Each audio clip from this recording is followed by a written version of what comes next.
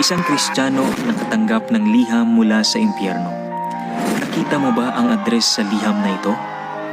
Ito ay mula sa walang hanggang apoy ng impyerno. Tinutupok ako nito.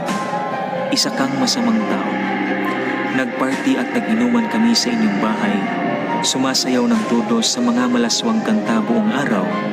At ikaw, isang Kristiyano, ay hindi ako pinigilan.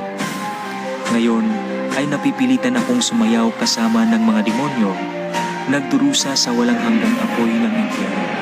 Ang mga apoy ng asupre ay nasusunog, nilalamon ang bawat pulgada ng aking balat.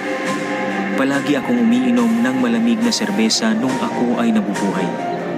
Ngunit dito sa asupre na apoy, walang matatagpo ang patak ng tubig. Tanging nakakapasok, nagliliyab na asido ang iinumin. Walang pahinga. Ang walang hanggang apoy ay nilalamon ako. Ikaw ay isang Kristiyano, ngunit hindi ka kailanman nagpatotoo sa akin tungkol sa Diyos.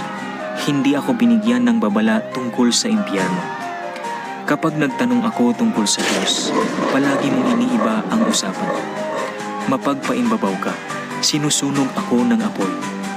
Hindi bababa sa ngayon, lumayo sa isang buhay ng kasalanan.